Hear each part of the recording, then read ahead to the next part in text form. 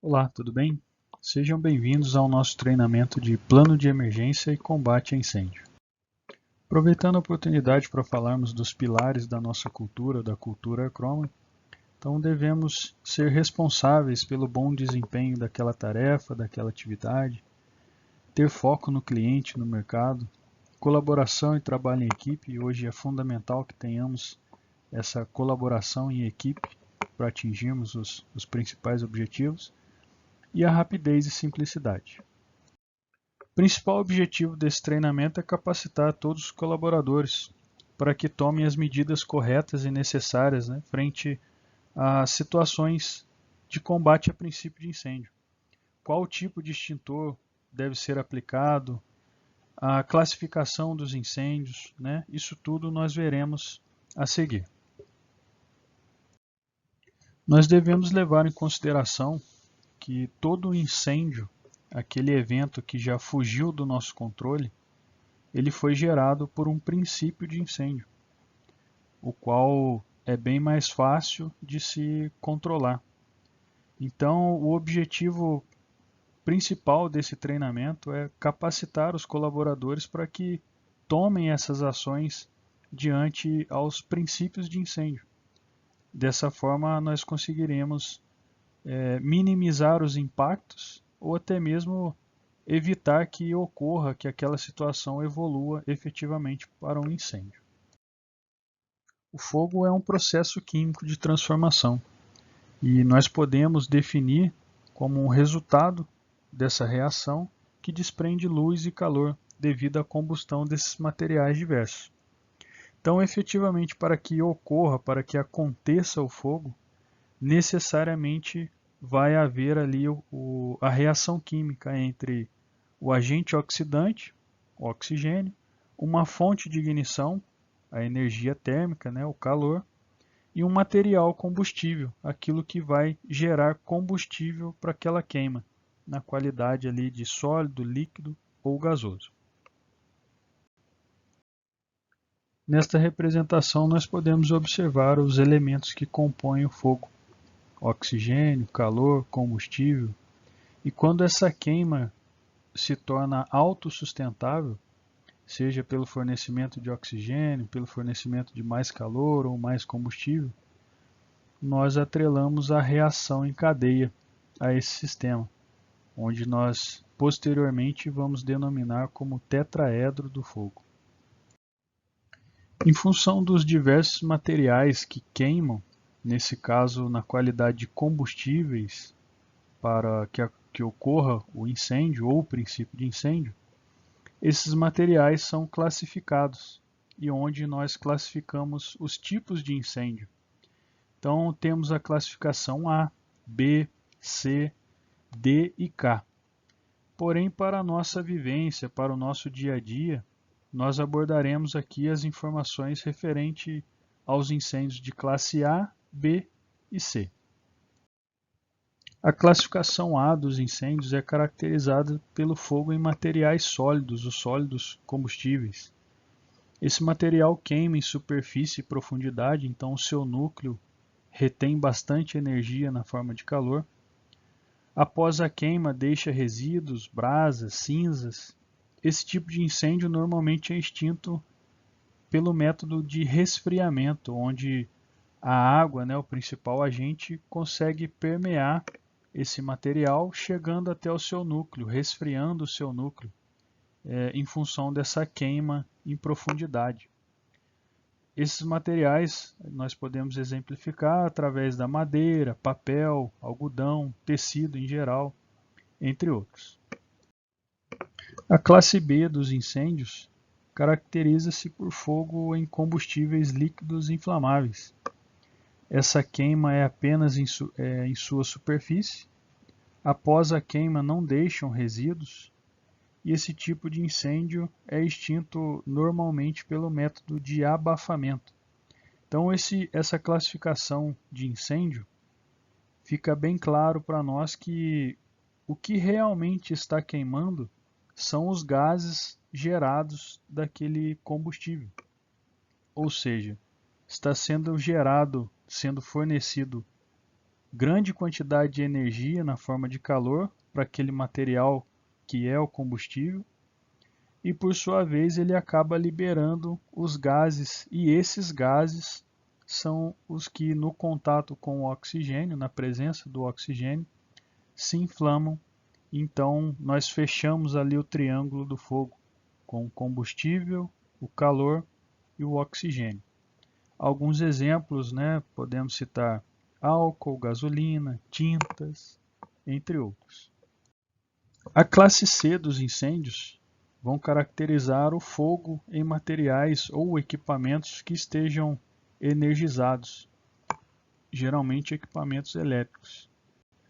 A extinção só pode ser realizada com agente extintor não condutor de eletricidade, nunca com extintores de água ou espuma, pois estes podem facilmente conduzir a energia elétrica e, no momento desse combate ao princípio de incêndio, a pessoa que vai estar executando esse trabalho, além do risco, né, do princípio de incêndio, pode acabar levando um choque elétrico. Então, alguns exemplos dessa classe de incêndio nós temos rádios, geladeiras, painéis elétricos, fiação elétrica. Então são alguns dos equipamentos, dos materiais que podemos citar aí como incêndios de classe C. Nessa tabela de aplicação, a gente consegue saber qual o melhor e mais efetivo agente extintor aplicar para cada classe de incêndio. Então nós temos ali as ações requeridas para a classe A, classe B e classe C, e os agentes extintores que hoje nós temos no site: água, espuma mecânica, gás carbônico, pó químico seco. Então, em função das características da classe A, por exemplo, é o incêndio que queima em superfície e profundidade. Então, ou seja, nós precisamos de um agente que permeie aquele material, porque o seu núcleo está imensamente quente. Então a água é um agente excelente para esse tipo de combate, pois ela vai saturar o material, tá certo? A espuma também é boa, pode até extinguir, né? Existe na sua composição ali a água. O gás carbônico, por sua vez, é ruim, porque é um retardante temporário, ele vai agir somente superficialmente num incêndio que queima em superfície e profundidade. O pó químico seco vai agir da mesma forma que o gás carbônico, somente um retardante temporário. Para os incêndios de classe B, que são os líquidos inflamáveis e combustíveis, ele vai requerer uma ação de abafamento, então o agente extintor precisa abafar aquele princípio de incêndio. Então a água é ruim porque ela vai espalhar o fogo, né? A espuma é um excelente agente, né, de combate porque ela forma um lençol. Então entre a superfície do líquido que está pegando fogo e o fogo efetivamente existe um pequeno espaço. E é nesse espaço que a espuma mecânica vai atuar na forma ali de abafamento. O gás carbônico também é um excelente agente, né, de abafamento. O gás carbônico por si só é um gás asfixiante. O pó químico seco, ele também é um excelente agente de abafamento. Para os incêndios de classe C, os princípios de incêndio de classe C, que são os materiais elétricos ou energizados, ele requer ali uma ação de um agente que não seja condutor de energia elétrica. Então a água e a espuma nós já podemos descartar imediatamente, em função das suas características de condução de energia elétrica.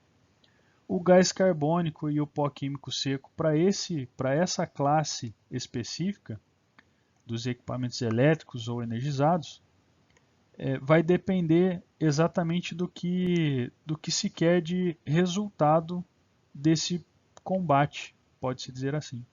O gás carbônico, por sua vez, ele não vai afetar os componentes elétricos que possivelmente não foram atingidos pelas chamas, e o pó químico seco, por sua vez, ele acaba destruindo esses componentes elétricos. durante o combate. Nos métodos de extinção dos princípios de incêndio, nós vamos atuar diretamente no que nós vimos com relação ao triângulo do fogo, onde nós temos o oxigênio, o calor e o combustível, e aqui nós temos o abafamento, o resfriamento e o isolamento, que é a retirada do material, a retirada do combustível. Então, agindo dessa forma, retirando qualquer um daqueles elementos através desses métodos de extinção, nós podemos garantir que não vai haver o fogo, não vai haver o princípio de incêndio. O método de abafamento vai consistir diretamente na diminuição ou impedimento do contato do oxigênio com o combustível. Aqui na imagem nós podemos observar uma experiência clássica, onde é feito o tamponamento, o abafamento de uma vela acesa, e essa chama que ali existe vai consumir todo o oxigênio daquela atmosfera, naquela ocasião, fazendo com que essa chama seja extinta. O método de resfriamento vai atuar diretamente no calor, a energia na forma de calor que está sendo fornecida ali no triângulo do fogo. Este método consiste na diminuição da temperatura e eliminação do calor, até que o combustível não gere mais gases ou vapores e se apague. Então, ou seja, nós percebemos que o calor é o principal elemento de fornecimento de energia para que os combustíveis comecem a volatilizar, a de certa forma emanar esses gases e vapores, e esses gases e vapores que se inflamam. O método de isolamento ele vai atuar diretamente na retirada do combustível do triângulo do fogo. Essa retirada do material pode ser executada de duas formas: a retirada do material que está queimando efetivamente, ou a retirada do material que está próximo ao fogo. Para que todos possam atuar corretamente frente às situações de combate a princípio de incêndio, nós devemos conhecer também os agentes extintores. Hoje no site nós temos os agentes extintores de gás carbônico, pó químico seco, espuma mecânica e o mais abundante na face da Terra, que é a água. Aqui nós podemos observar o extintor de água. No site Resende nós temos dois modelos, o equipamento a pressurizar e o equipamento já pressurizado. Neste equipamento a pressurizar nós precisamos acionar uma ampola. Nessa ampola está contido o gás sob pressão, na maioria das vezes é o CO2, e essa ampola, por sua vez, vai pressurizar todo o sistema, todo o vaso, fazendo com que o agente extintor contido ali seja expelido. Neste caso, o agente extintor é a água. O equipamento já pressurizado, ele está pressurizado com a água, o agente extintor, e o gás que vai fornecer ali a pressão maior do que a atmosfera e, por si só, quando for feito o acionamento através do gatilho, ele vai expelir esse agente extintor para que seja feita a atuação no princípio de incêndio. Os extintores de espuma também são apresentados na forma de pressurizado e a pressurizar. O sistema de pressurização dos vasos tem a mesma premissa dos extintores de água, conforme foi explicado anteriormente. Uma peculiaridade desse acionamento é que no bico das mangueiras existe um componente com esses orifícios. E na passagem do líquido gerador de espuma, o LGE, sob pressão, ele vai criar o arraste do ar, e nesse arraste ele vai fazer com que exista um turbilhonamento, fazendo com que seja formado ali a espuma e, por sua vez, a atuação no princípio de incêndio. O extintor de CO2 ele é apresentado a uma pressão de 135 kgfs por centímetro quadrado. A sua característica é esse difusor na ponta da mangueira, em função da grande pressão contida no vaso de pressão. Ao entrar em contato com o ar atmosférico, ele acaba baixando sua temperatura rapidamente. Então, se no combate ao princípio de incêndio, o combatente, a pessoa que vai estar atuando ali naquela frente, se estiver com a mão no difusor, nessa parte vermelha do difusor, certamente terá os dedos congelados, a mão congelada. Então, por isso existe essa proteção na hora da atuação. O fogo tende a consumir o oxigênio daquele ambiente, e o gás carbônico, por sua vez, ele é um agente asfixiante. Então devemos ter imensos cuidados na hora de utilizar esse agente extintor, principalmente se for em um local fechado. Temos também o pó químico seco, nas versões a pressurizar e já pressurizado. Esses agentes extintores vão atuar diretamente nos incêndios de classe B e C, de acordo com as características daquela tabela que vimos anteriormente. Os riscos nos locais de incêndio são variados. Nós podemos ter falta de oxigênio em função do consumo realizado pelo fogo, a fumaça atrelada aos gases tóxicos relacionados à queima dos combustíveis, e esses combustíveis podem gerar os gases tóxicos, e a imensa quantidade de calor gerada em função da queima. Para tanto, nós temos os dispositivos de acionamento de emergência. Neste caso, as botoeiras vão exigir uma simples ação, a quebra do vidro e acionamento do botão interno. Porém, existe hoje um componente novo aplicado à planta da fábrica química, onde nós percebemos que o simples acionamento, a simples pressão no botão é suficiente para que ocorra o acionamento da emergência. Este botão, quando pressionado para acionar, percebam que vai aparecer aqui ao seu lado esquerdo uma bandeira, amarela e preta. Então este é o comando para que saibamos que o equipamento, que a botoeira, realmente está acionada. Ao acionar as botoeiras de emergência, quase que instantaneamente será acionado em conjunto o sistema de alarme sonoro. A finalidade desse acionamento é para que todos daquele ambiente, daquele local em que foi acionada a emergência, tenham conhecimento de que uma emergência está em andamento. Então, desta forma, todos saberão que devem evacuar aquele local. Durante a evacuação dos prédios, os colaboradores deverão se encaminhar para o ponto de encontro. Hoje no site nós temos dois pontos de encontro, o ponto de encontro leste e o ponto de encontro oeste.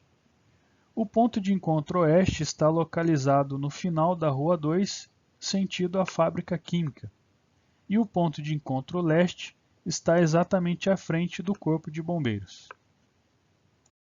Todavia, caso não haja uma botoeira de acionamento de emergência no seu local de trabalho, mas contemple um ramal, um telefone, você pode acionar o nosso ramal de emergência 5222, o qual está fixado inclusive em todos os aparelhos telefônicos do site. Em todos os locais do site existe o plano de emergência com informações úteis relacionadas aos ramais de emergência, acionamento de botoeiras, localização das botoeiras e alguns procedimentos em caso de fogo, explosão, evacuação de área, reação química ou derramamento de produto. Em seu rodapé temos ali a informação através de um mapa dizendo exatamente qual é o melhor percurso para que você chegue até o ponto de encontro. O seu local vai estar destacado sempre na cor amarela. Bom, até aqui o SHE agradece a sua atenção. Peço que você retorne no formulário Forms e responda ao questionário. Se ainda surgir qualquer tipo de dúvidas, por favor, entre em contato com o SHE. Obrigado.